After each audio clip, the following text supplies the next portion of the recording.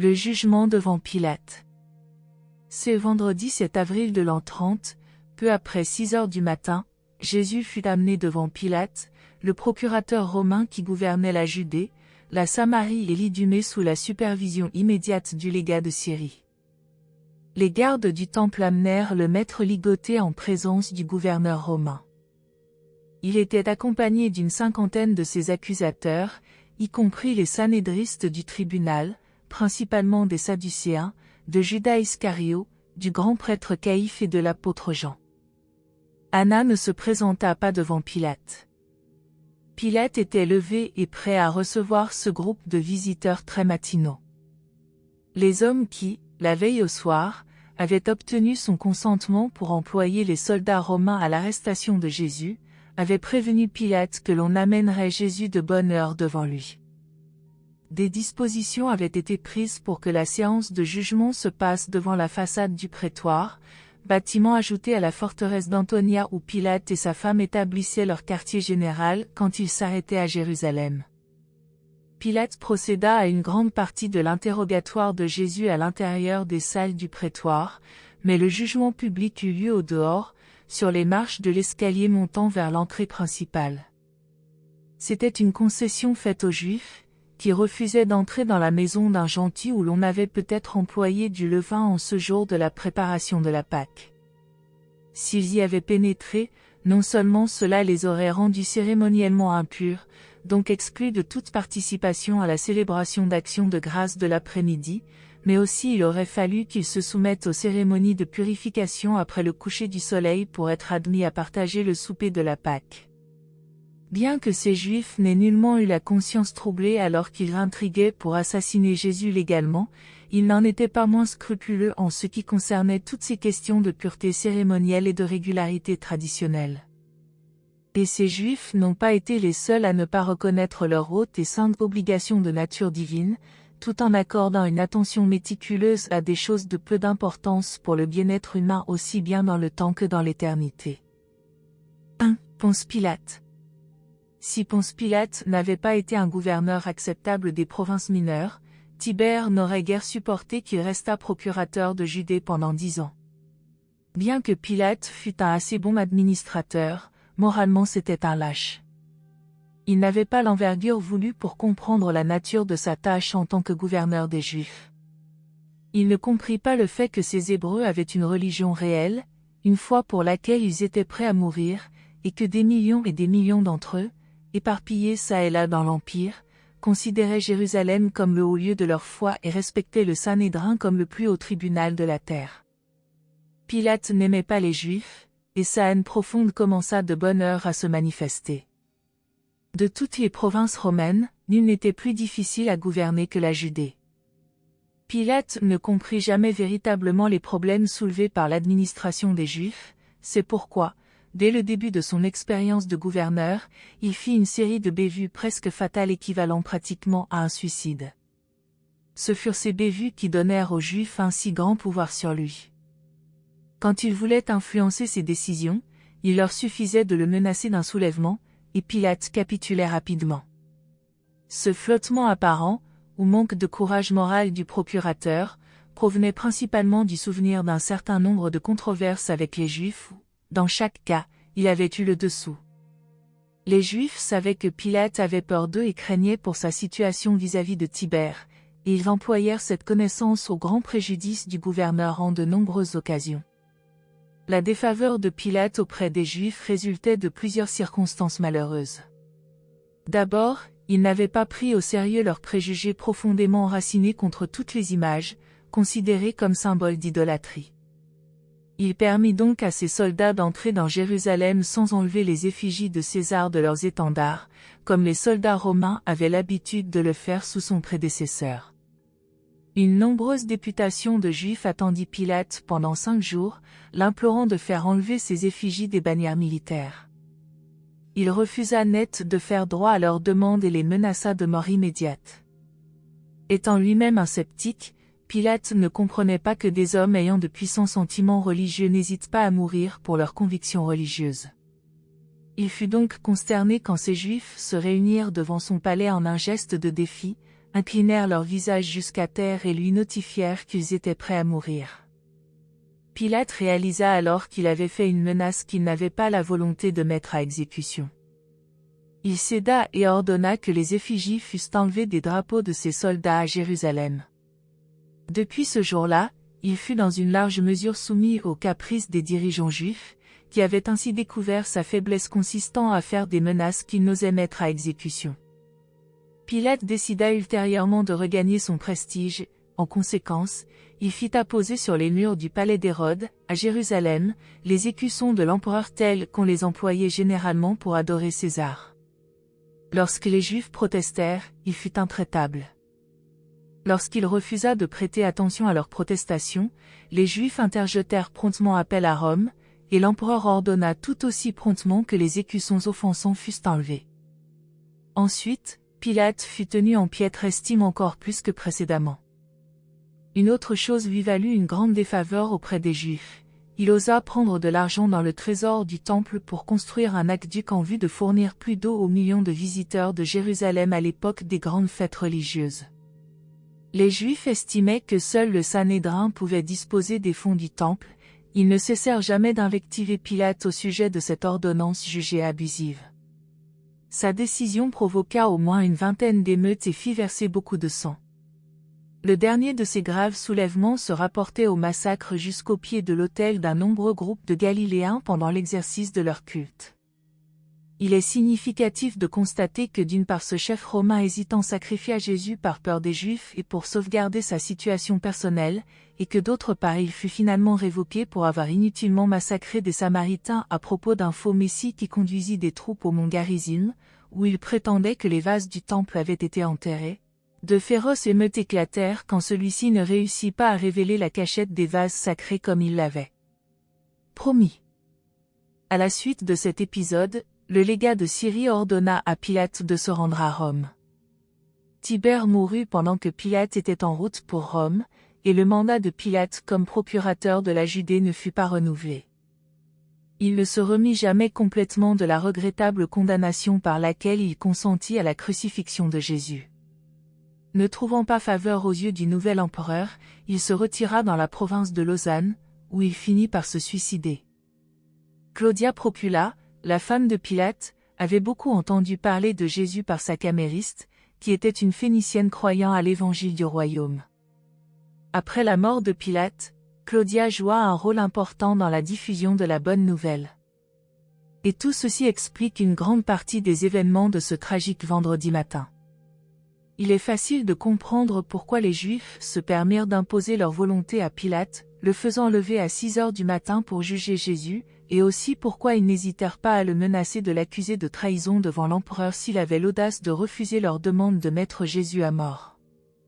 Un gouverneur romain digne de ce nom, et qui n'aurait pas été malencontreusement impliqué dans les affaires des dirigeants juifs, n'aurait jamais permis à ces fanatiques religieux assoiffés de sang de faire mourir un homme que lui-même avait déclaré sans faute et innocent des fausses accusations portées contre lui.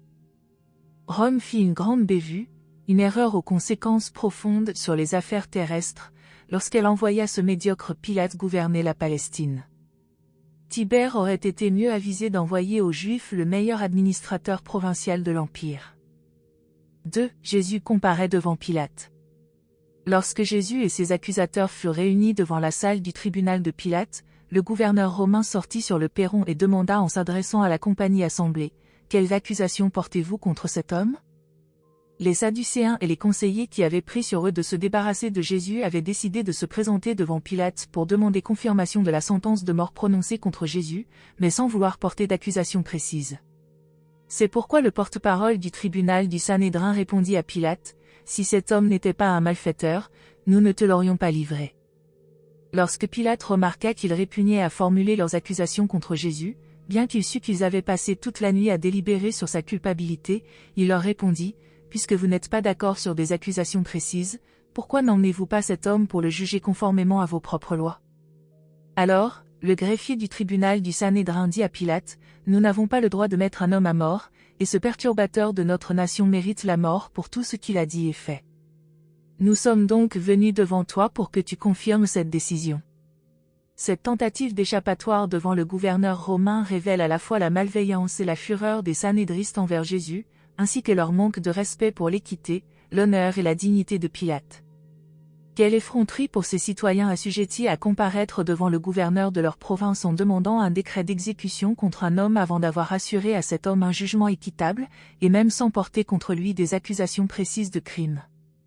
Pilate connaissait quelque peu l'œuvre de Jésus parmi les Juifs. Il conjectura que les accusations susceptibles d'être portées contre lui concernaient des infractions aux lois ecclésiastiques juives, et chercha en conséquence à renvoyer Jésus devant leur propre tribunal. En outre, Pilate prit plaisir à leur faire confesser publiquement qu'ils étaient impuissants à prononcer et à exécuter une sentence de mort, même contre un membre de leur propre race qu'ils en étaient venus à mépriser avec une haine pleine d'amertume et d'envie. Quelques heures auparavant, peu avant minuit et après qu'il eut autorisé l'emploi des soldats romains pour arrêter secrètement Jésus, Pilate avait reçu des informations complémentaires sur Jésus et son enseignement, par le truchement de sa femme Claudia, qui était partiellement convertie au judaïsme et devint plus tard une croyante à part entière en l'évangile de Jésus. Pilate aurait aimé reporter l'audience, mais il vit que les dirigeants juifs étaient décidés à poursuivre l'affaire. Il savait que non seulement cette matinée était celle de la préparation à la Pâque, mais que le vendredi était aussi le jour de préparation au sabbat juif de repos et de culte. Pilate, étant extrêmement sensible à la manière désinvolte dont les Juifs l'avaient abordé, n'était pas enclin à faire droit à leurs exigences de condamner Jésus à mort sans jugement. Il attendit donc quelques moments pour leur laisser présenter leurs accusations contre le détenu, puis se tourna vers eux et dit « Je ne condamnerai pas cet homme à mort sans jugement, et je ne consentirai pas non plus à l'interroger avant que vous ayez présenté par écrit vos accusations contre lui. » Lorsque le grand prêtre et les autres sanédristes entendirent Pilate dire cela, ils firent signe au greffier de la cour, lequel remit à Pilate les accusations écrites suivantes contre Jésus, et ces accusations étaient: Le tribunal sanédriste estime que cet homme est un malfaiteur et un perturbateur de notre nation en ce sens qu'il est coupable. 1. De pervertir notre nation et d'exciter le peuple à la rébellion. 2. D'interdire aux gens de payer le tribut à César. 3. De se qualifier de roi des Juifs et d'enseigner la fondation d'un nouveau royaume. Jésus n'avait été ni jugé de manière régulière ni légalement condamné sur aucune de ces accusations. Il ne les avait même pas entendues au moment où elles furent formulées pour la première fois, mais Pilate le fit amener du prétoire où il se trouvait sous la surveillance des gardes et insista pour que ces accusations fussent répétées devant Jésus. Lorsque Jésus entendit ces accusations, il savait bien qu'il n'avait pas été interrogé sur ces sujets devant le tribunal juif. Jean Zébédée et les accusateurs le savaient tout aussi bien, mais Jésus ne répondit rien à ces fausses accusations. Même lorsque Pilate le pria de répondre à ses accusateurs, il n'ouvrit pas la bouche. Pilate fut si étonné de l'injustice de toute la procédure et si impressionné par le silence et la maîtrise de Jésus qu'il décida d'emmener le prisonnier à l'intérieur de la salle et de l'interroger en privé. Le mental de Pilate était dans la confusion. Tout en craignant les Juifs au fond de lui-même, il était fortement ému dans son esprit par le spectacle de Jésus se tenant majestueusement devant ses accusateurs assoiffés de sang et les considérant, non avec un mépris silencieux, mais avec une expression de pitié sincère et d'affection attristée. 3. L'interrogatoire en privé par Pilate. Pilate emmena Jésus et Jean Zébédée dans une chambre privée, laissa les gardes dehors dans la grande salle, pria le prisonnier de s'asseoir, s'assit lui-même à côté de lui et lui posa plusieurs questions. Pilate commença son entretien avec Jésus en l'assurant qu'il ne croyait pas à la première accusation, à savoir que Jésus pervertissait la nation et incitait à la rébellion. Puis il demanda: « As-tu jamais enseigné qu'il fallait refuser le tribut à César ?» Jésus montra Jean du doigt et dit: « Demande-le à celui-là ou à toute autre personne qui a entendu mon enseignement. » Pilate questionna alors Jean sur cette affaire du tribut, et Jean témoigna au sujet de l'enseignement de son maître et expliqua que Jésus et ses apôtres payaient des impôts à la fois à César et au trésor du temple.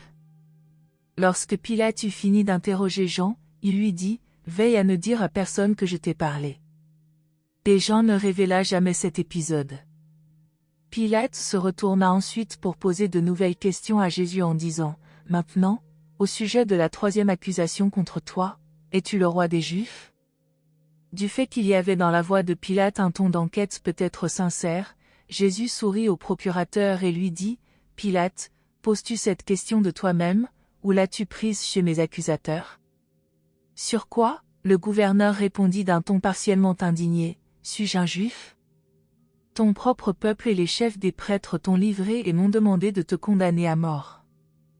Je mets en doute la validité de leurs accusations et j'essaie seulement de découvrir pour moi-même ce que tu as fait. Dis-moi, as-tu dit que tu es le roi des Juifs et as-tu cherché à fonder un nouveau royaume? Jésus dit alors à Pilate, ne perçois-tu pas que mon royaume n'est pas de ce monde? S'il était de ce monde, mes disciples se battraient sûrement pour que je ne sois pas livré aux mains des Juifs. Ma présence ici, devant toi et dans ces liens, suffit pour montrer à tous les hommes que mon royaume est une domination spirituelle, la fraternité mène des hommes qui sont devenus fils de Dieu par la foi et par amour. Ce salut est offert aussi bien aux gentils qu'aux Juifs. Alors, après tout, tu es un roi, dit Pilate. Et Jésus répondit, oui, je suis un roi de ce genre, et mon royaume est la famille de ceux qui, par la foi, sont fils de mon Père qui est aux cieux. Je suis né à dessein dans ce monde pour révéler mon Père à tous les hommes et témoigner de la vérité de Dieu. Même maintenant, je te déclare que quiconque aime la vérité entend ma voix.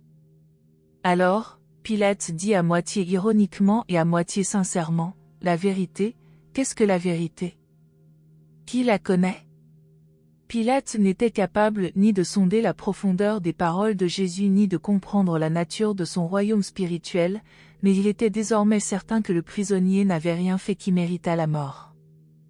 Un seul regard jeté sur Jésus face à face suffisait pour convaincre même Pilate que cet homme débonnaire et fatigué, mais intègre et majestueux, n'était pas un sauvage et dangereux révolutionnaire aspirant à s'établir sur le trône temporel d'Israël. Pilate croyait comprendre quelque chose de ce que Jésus avait voulu dire en se qualifiant de roi, car il connaissait les enseignements des stoïciens qui proclamaient que « l'homme sage est un roi ». Pilate fut entièrement convaincu qu'au lieu d'être un dangereux fauteur de sédition, Jésus n'était ni plus ni moins qu'un visionnaire inoffensif, un fanatique innocent. Après avoir interrogé le maître, Pilate retourna vers les chefs des prêtres et les accusateurs de Jésus et leur dit « J'ai interrogé cet homme mais je ne trouve aucune faute en lui. Je ne crois pas qu'il soit coupable des accusations que vous avez formulées contre lui. Je pense qu'il devrait être libéré. » Lorsque les Juifs entendirent cela, ils furent saisis d'une grande fureur, au point de crier sauvagement que Jésus devait mourir. L'un des sanédristes monta audacieusement à côté de Pilate en disant « Cet homme excite le peuple, en commençant par la Galilée et en continuant dans toute la Judée. Il est un fauteur de désordre et un malfaiteur. Si tu remets cet homme mauvais en liberté, tu le regretteras longtemps. » Pilate était aux abois, il ne savait que faire de Jésus, aussi. Lorsqu'il entendit les Juifs dire que Jésus avait commencé son travail en Galilée, il pensa éviter la responsabilité de trancher le cas, ou tout au moins gagner du temps pour réfléchir, en envoyant Jésus comparaître devant Hérode, qui se trouvait alors à Jérusalem pour assister à la Pâque. Pilate crut aussi que ce geste servirait d'antidote à la rancœur qui avait existé depuis quelque temps entre lui et Hérode par suite de nombreux malentendus sur des questions de juridiction. Pilate appela les gardes et leur dit, « Cet homme est un Galiléen. Conduisez-le immédiatement devant Hérode, quand Hérode l'aura interrogé, venez me rapporter ses conclusions. » Et les gardes conduisirent Jésus devant Hérode. 4. Jésus devant Hérode. Quand Hérode Antipas s'arrêtait à Jérusalem, il habitait l'ancien palais maccabéen d'Hérode le Grand. C'est à cette résidence de l'ancien roi que Jésus fut donc amené par les gardes du temple, suivi de ses accusateurs et d'une foule toujours croissante. Hérode avait depuis longtemps entendu parler de Jésus et il était fort curieux de le connaître. Lorsque le Fils de l'homme se tint devant lui ce vendredi matin, le pervers iduméen ne se souvint pas un instant du garçon d'autrefois qui était venu le voir à Séphorie en demandant justice au sujet de l'argent dû à son père, qui avait été tué accidentellement pendant qu'il travaillait à l'un des édifices publics. Autant qu'Hérode pouvait se le rappeler, il n'avait jamais vu Jésus, bien qu'il se fût fait beaucoup de soucis à son sujet à l'époque où l'activité du maître était concentrée en Galilée. Maintenant que Jésus était détenu par Pilate et les Judéens, Hérode était désireux de le voir, car il se sentait garanti contre les nouveaux troubles que Jésus aurait pu fomenter à l'avenir. Hérode avait beaucoup entendu parler des miracles opérés par Jésus et il espérait réellement le voir accomplir quelques prodiges. Lorsque les gardes amenèrent Jésus devant Hérode, le tétrarque fut saisi par son aspect imposant et la sérénité de son expression. Durant un quart d'heure, Hérode posa des questions à Jésus, mais le maître ne voulut pas répondre. Hérode lui fit des reproches ironiques et le défia d'accomplir un miracle, mais Jésus ne voulut ni répondre à ses nombreuses questions ni réagir à ses sarcasmes. Alors, Hérode se tourna vers les chefs des prêtres et les Sadducéens, et prêta l'oreille à leurs accusations. Il entendit tout ce qui avait été dit à Pilate, et plus encore, au sujet des prétendus méfaits du Fils de l'homme.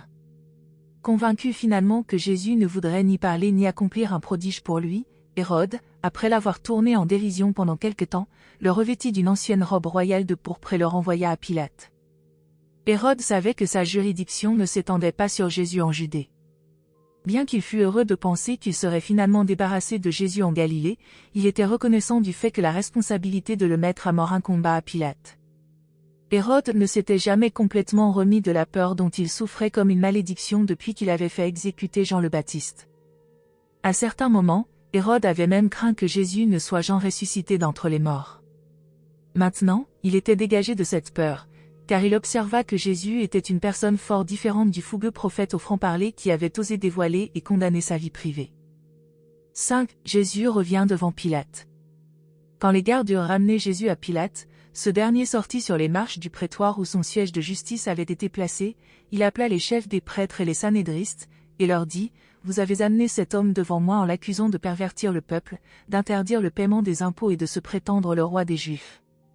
Je l'ai interrogé et je ne l'ai pas trouvé coupable de ces griefs. En fait, je ne trouve aucune faute en lui. Ensuite, je l'ai envoyé à Hérode, et le tétrarque doit être arrivé aux mêmes conclusions, puisqu'il nous l'a renvoyé.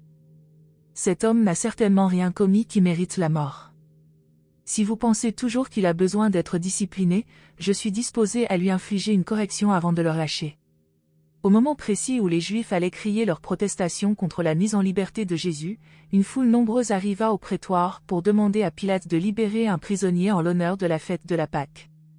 Depuis quelque temps, les gouverneurs romains avaient eu coutume de permettre à la populace de choisir un prisonnier ou un condamné destiné à être amnistié à l'époque de la Pâque. Maintenant que cette foule arrivait devant lui pour demander la délivrance d'un prisonnier, Jésus ayant été si récemment en grande faveur auprès des multitudes, Pilate eut l'idée qu'il pourrait peut-être se tirer de cette mauvaise affaire en proposant au groupe de relâcher cet homme de Galilée comme gage de sa bonne volonté à l'occasion de la Pâque, puisqu'il était actuellement détenu devant son siège de justice. Tandis que la foule s'amassait sur les marches du bâtiment, Pilate entendit des voix crier le nom d'un certain Barabbas. Barabbas était un agitateur politique notoire, voleur et assassin, fils d'un prêtre et avait été récemment arrêté en flagrant délit de rapine et de meurtre sur la route de Jéricho. Il avait été condamné à mort, et la sentence devait être exécutée aussitôt après les fêtes de la Pâque. Pilate se leva et expliqua à la foule que Jésus lui avait été amené par les chefs des prêtres qui demandaient sa mise à mort en formulant certaines accusations, mais qu'ils ne croyaient pas que cet homme méritât la mort. Pilate dit : « Alors, qui préférez-vous que je vous relâche, ce Barabbas, l'assassin, ou ce Jésus de Galilée ?» Lorsque Pilate eut ainsi parlé, les chefs des prêtres et les conseillers du Sanhédrin crièrent tous de leur voix la plus perçante : « Barabbas, Barabbas !» Et, quand les gens rassemblés virent que les chefs des prêtres voulaient que Jésus fût mis à mort, ils se joignirent rapidement aux clameurs réclamant son exécution tandis qu'ils vociféraient pour la libération de Barabbas. Quelques jours auparavant, la même foule avait observé Jésus avec une crainte respectueuse, mais elle n'avait plus de considération pour un homme qui, après avoir prétendu être le Fils de Dieu, se trouvait maintenant prisonnier des principaux prêtres et dirigeants, et traduit en jugement devant Pilate avec le risque d'être condamné à mort. Jésus pouvait être un héros aux yeux de la populace quand il chassait du temple les changeurs et les marchands, mais non quand il était prisonnier sans résistance aux mains de ses ennemis, et quand sa vie était en jeu. Pilate fut irrité de voir les chefs des prêtres pousser des clameurs en faveur d'un assassin notoire et hurler pour obtenir le sang de Jésus. Il vit leur méchanceté et leur haine, et perçut leurs préjugés et leur jalousie. En conséquence, il leur dit : « Comment pouvez-vous choisir la vie d'un assassin de préférence à celle de cet homme dont le pire crime consiste à se qualifier symboliquement de roi des Juifs ?» Ces paroles de Pilate manquaient de sagesse. Les Juifs étaient un peuple fier, alors soumis au joug politique romain, mais espérant la venue d'un Messie qui les délivrerait de la servitude des gentils avec un grand déploiement de puissance et de gloire. À l'idée que cet instructeur aux manières douces, qui enseignait d'étranges doctrines et qui était maintenant arrêté et inculpé de crimes méritant la mort, pouvait être cité comme « le roi des Juifs », ils éprouvèrent un ressentiment plus grand que Pilate ne pouvait l'imaginer. Ils prirent cette remarque comme une insulte envers tout ce qu'ils considéraient comme sacré et honorable dans leur existence nationale, et c'est pourquoi ils se déchaînèrent en clameur pour la relaxe de Barabbas et la mort de Jésus. Pilate savait que Jésus était innocent des accusations portées contre lui. S'il avait été un juge intègre et courageux, il aurait acquitté et relaxé, mais il avait peur de défier ces juifs irrités. Tandis qu'il hésitait à faire son devoir, un messager arriva et lui remit un message scellé de sa femme Claudia. Pilate signifia à son auditoire son désir de lire la communication qu'il venait de recevoir, avant de poursuivre l'examen de l'affaire en cours. Il ouvrit la lettre de sa femme et y lut « Je te supplie de ne participer en rien à la condamnation de l'homme intègre et innocent que l'on appelle Jésus. J'ai beaucoup souffert en rêve cette nuit à cause de lui. » Cette note venant de Claudia eut pour effet non seulement de bouleverser Pilate et de retarder ainsi le jugement de l'affaire, mais aussi, malheureusement, de laisser aux dirigeants juifs un temps considérable pour circuler librement dans la foule. Ils en profitèrent pour inciter la populace à demander la libération de Barabbas et à réclamer à grands cris la crucifixion de Jésus. Finalement, Pilate s'attaqua une fois de plus à la solution du problème auquel il était confronté en demandant à l'assemblée mixte des dirigeants juifs et des gens demandant une amnistie « Que ferai-je de celui que l'on appelle le roi des Juifs ?» Ils crièrent à l'unisson « Crucifie-le ! Crucifie-le !» L'unanimité de cette exigence de la part de cette foule bigarrée effraya et alarma Pilate, juge injuste et tenaillé par la peur. Il demanda une fois de plus « Pourquoi voulez-vous crucifier cet homme? Quel mal a-t-il fait? Qui veut s'avancer pour témoigner contre lui ?» Mais lorsqu'ils entendirent Pilate prendre la défense de Jésus, ils crièrent de plus belle « Crucifie-le! Crucifie-le !» Alors, Pilate fit de nouveau appel à eux au sujet de la relaxe du prisonnier de la Pâque en disant « Je vous demande une fois de plus quel prisonnier je dois libérer à cette date où vous fêtez votre Pâque ?» Et de nouveau la foule hurla « Donne-nous Barabbas !» Alors, Pilate dit « Si je relâche Barabbas, l'assassin, que vais-je faire de Jésus ?» Et une fois de plus la foule hurla à l'unisson « Crucifie-le! Crucifie-le !» Pilate fut terrorisé par les clameurs insistantes de la populace agissant sous les directives immédiates des chefs des prêtres et des conseillers du Sanhédrin.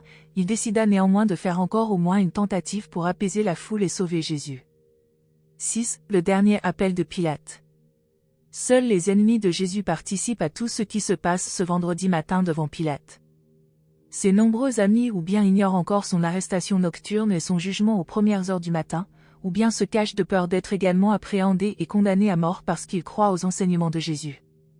Dans la multitude qui pousse maintenant des clameurs pour la mort du Maître, on ne trouve que ses ennemis jurés et la populace irréfléchie facile à manœuvrer. Pilate voulut faire un dernier appel à leur pitié.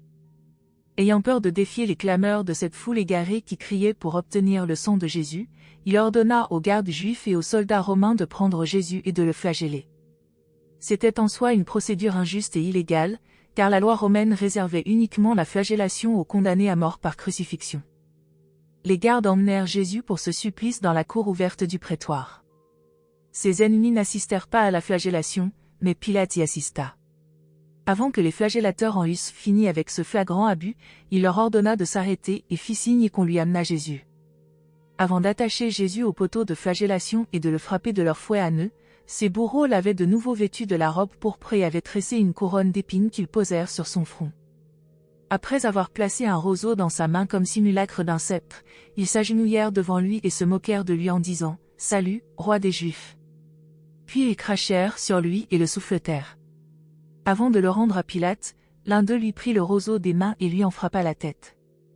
Ensuite, Pilate conduisit le prisonnier saignant et lacéré devant la foule bigarrée et le présenta en disant « Voici l'homme. » De nouveau, je vous déclare que je ne le trouve coupable d'aucun crime, après l'avoir flagellé, je voudrais le relâcher. Jésus de Nazareth se tenait là, vêtu d'une vieille robe pourpre royale et ceint d'une couronne d'épines qui perçait son front bienveillant. Son visage était souillé de sang et son corps plié de souffrance et de chagrin. Mais rien ne peut émouvoir le cœur insensible de ceux qui sont victimes d'une intense haine émotionnelle et esclaves de préjugés religieux. Ce spectacle engendra un profond frisson dans les royaumes d'un vaste univers, mais ne toucha pas le cœur de ceux qui avaient mentalement décidé d'exterminer Jésus. Quand ils se furent remis de leur premier choc à la vue du triste état du Maître, ils ne firent que crier plus fort et plus longuement « Crucifie-le! Crucifie-le! Crucifie-le » Maintenant, Pilate comprenait la futilité de faire appel à leurs hypothétiques sentiments de pitié. Il s'avança et dit, « Je me rends compte que vous avez décidé la mort de cet homme, mais qu'a-t-il fait pour mériter la mort? Qui veut faire connaître son crime ?» Alors le grand prêtre lui-même s'avança, monta les marches vers Pilate et déclara avec irritation, « Nous avons une loi sacrée d'après laquelle cet homme doit mourir parce qu'il a lui-même proclamé qu'il était le Fils de Dieu. » Lorsque Pilate entendit cela, il fut d'autant plus effrayé, non seulement par les Juifs, mais en se souvenant du message de sa femme et de la mythologie grecque où les dieux descendent sur terre, il tremblait maintenant à l'idée que Jésus pouvait être un personnage divin. Il adressa un salut de la main à la foule pour la faire tenir tranquille, tandis qu'il prenait Jésus par le bras et le reconduisait à l'intérieur de l'édifice pour l'interroger encore une fois. Pilate était maintenant tenaillé par la peur, déconcerté par la superstition et épuisé par l'entêtement de la populace. C'est le dernier face-à-face avec Pilate. Tandis que Pilate, tremblant de peur et d'émotion, s'asseyait à côté de Jésus, il lui demanda, « D'où viens-tu? Qui es-tu réellement? Pourquoi disent-ils que tu es le Fils de Dieu ?» Mais Jésus ne pouvait guère répondre à ces questions lorsqu'elles étaient posées par un juge hésitant, faible, craignant les hommes et qui avait été assez injuste pour le faire flageller même après avoir proclamé son entière innocence et avant d'avoir ratifié sa condamnation à mort. Jésus regarda Pilate droit dans les yeux, mais ne lui répondit pas. Alors, Pilate lui dit, « Refuses-tu de me parler? Ne comprends-tu pas que j'ai encore le pouvoir de te rendre la liberté ou de te crucifier ?» Jésus lui répondit, « Tu n'aurais aucun pouvoir sur moi si ce n'était autorisé d'en haut. Tu ne pourrais exercer aucune autorité sur le Fils de l'homme à moins que le Père qui est aux cieux ne le permette. Mais tu n'es pas tellement coupable, car tu ignores l'Évangile. Celui qui m'a trahi et celui qui m'a livré à toi ont commis le plus grand péché. » Ce dernier entretien avec Jésus terrifia Pilate. Cet homme moralement lâche, ce juge débile, peinait maintenant sous le double fardeau de la crainte superstitieuse de Jésus et de la peur mortelle que lui inspiraient les dirigeants juifs. Pilate revint devant la foule en disant, « Je suis certain que cet homme n'a contrevenu qu'à la religion. Vous devriez le prendre et le juger d'après votre propre loi. Pourquoi espérez-vous que je consentirai à sa mort parce qu'il est entré en conflit avec vos traditions ?» Pilate était sur le point de libérer Jésus lorsque Caïphe, le grand prêtre, s'approcha du lâche juge romain, secoua un doigt vengeur devant son visage et prononça d'un ton irrité ces paroles que toute la populace put entendre, « Si tu relâches cet homme, tu n'es pas l'ami de César, et je veillerai à ce que l'empereur sache tout. » Cette menace publique dépassa ce que Pilate pouvait endurer. La crainte pour sa situation personnelle éclipsa toute autre considération, et le lâche gouverneur ordonna que Jésus fût amené devant le siège de justice. Lorsque le maître se tint là devant eux, Pilate le montra du doigt et dit sarcastiquement, « Voici votre roi. » Et les Juifs répondirent, finissant avec lui. « Crucifie-le. » Alors, Pilate dit avec beaucoup d'ironie et de sarcasme, « Vais-je crucifier votre roi? » Et les Juifs répondirent, « Crucifie-le. Nous n'avons pas d'autre roi que César. » Alors, Pilate se rendit compte qu'il n'y avait plus d'espoir de sauver Jésus, puisque lui-même n'osait pas défier les Juifs. Puis, le tragique abandon par Pilate. Incarné en tant que Fils de l'homme, le Fils de Dieu se tenait là. Il avait été arrêté sans inculpation, accusé sans preuve, jugé sans témoin, puni sans verdict et il allait bientôt être condamné à mort par un juge injuste qui confessait ne pouvoir trouver aucune faute en lui. Si Pilate avait cru pouvoir faire appel à leur patriotisme en appelant Jésus, le roi des Juifs, il avait complètement échoué. Les Juifs n'attendaient pas un roi de ce genre.